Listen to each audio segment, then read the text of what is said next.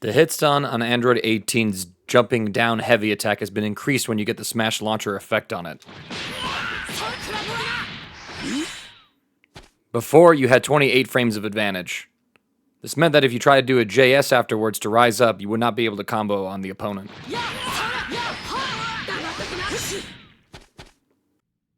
This is what it looks like now. Now you have 32 frames of hit stun to work with.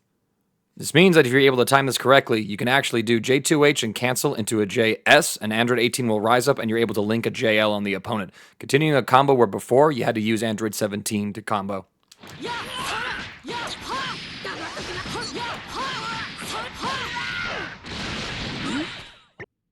This generally means that she's able to restructure some of her combo routing, especially if she doesn't have a super dash to combo on the opponent. I think it does mean that she's going to be able to get higher damage combos than what she had before.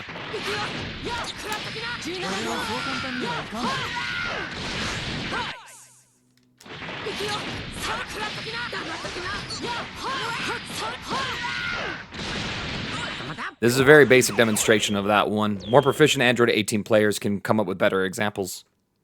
Like the rest of the cast, Android 18 can now Gatling her JS into a jump heavy or jump down heavy.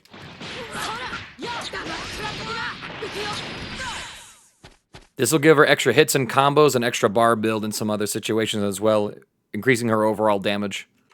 The knockback on her light command throw back grapple has been adjusted. Before, the opponent will be left right next to you.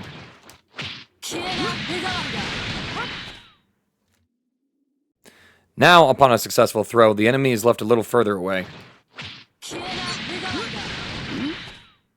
Aside from this just changing where the opponent techs and the fact that they're a little farther away after you get a successful throw, if you were using this to end combos and not going into supers, this will change the situation a little bit.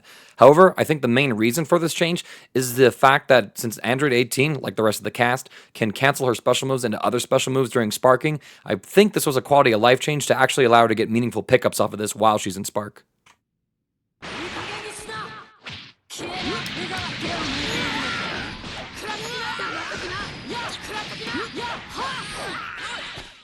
Just to give you an example of what you can potentially do off of these changes.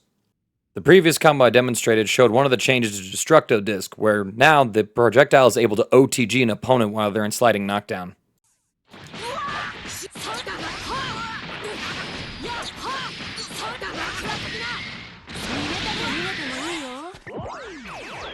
This is a little bit of a tricky link to make, actually, so just be on the lookout for that. Its main use, I think, is going to be comboing off of her light throw when you can cancel this in sparking.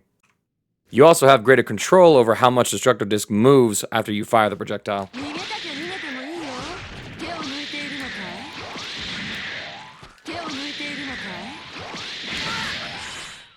There's some funny things that you can do with this. For comparison, this is about what you can make the disc do before.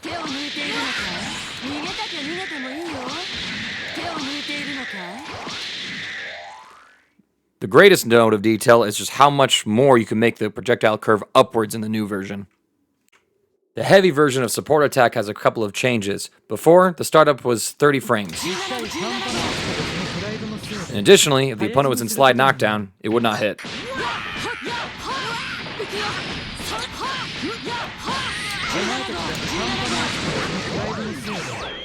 Basically, this tool is used as an anti-assist tool, as 17 would activate the follow-up whenever the opponent called an assist, and Android 18 could use this to set up invisible mix-ups in the corner on sliding knockdown. The startup is now 2 frames faster.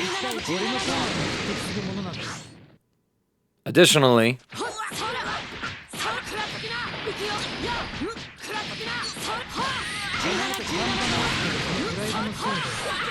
it can now OTG the opponent, meaning that Android 18 could potentially use this to extend her combos if she so chooses. With different timing, you're still able to use it as a mediocre option to set up mix-ups on the opponent.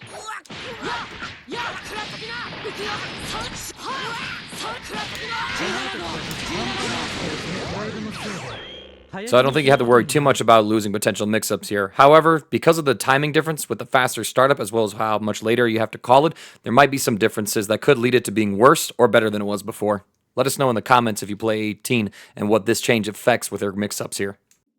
Like many other C-assists, the startup has been reduced on Android 18 C-assist call. This is what it looked like before. 35 frame startup for a 55 frame block stun assist. This is the new startup. 23 frames, basically making it a potential full screen jump scare lariat. This does increase its overall effectiveness, but I still think that players who are want to use her A assist for its defensive mechanics or her B assist for its beam-like mechanics are going to be more interested in those assists. 18 has been considered one of the best anchor characters in the game, and the fact that she's still able to keep her level 3 Oki in the patch is something that I think many 18 players are going to be celebrating all the way through. Her combo game is the thing that has improved the most with these changes, being able to get new links that require less resources and give her better extensions, as well as giving more diverse ways of using her heavy support attack, not only as a means to mix the opponent, but also to capitalize and max out on damage. Damage is one thing for Android 18 where she struggled to get it depending on the situation and the starter. Now I feel like she's going to be able to consistently output a little bit more damage, bringing up her offensive capabilities a little closer to that of her overwhelming defensive capabilities as a neutral character. I still think she's going to be one of the best characters to play in the patch. It's going to take some time for Android 18 players to incorporate these new offensive tools into her kit. If you're looking for an anchor character that can do pretty much everything, while the opponent zone, create her own mix-ups, as well as being able to take advantage of the sparking changes to mix up the opponent, I think Android 18 is a candidate for one of the best in the game at the moment.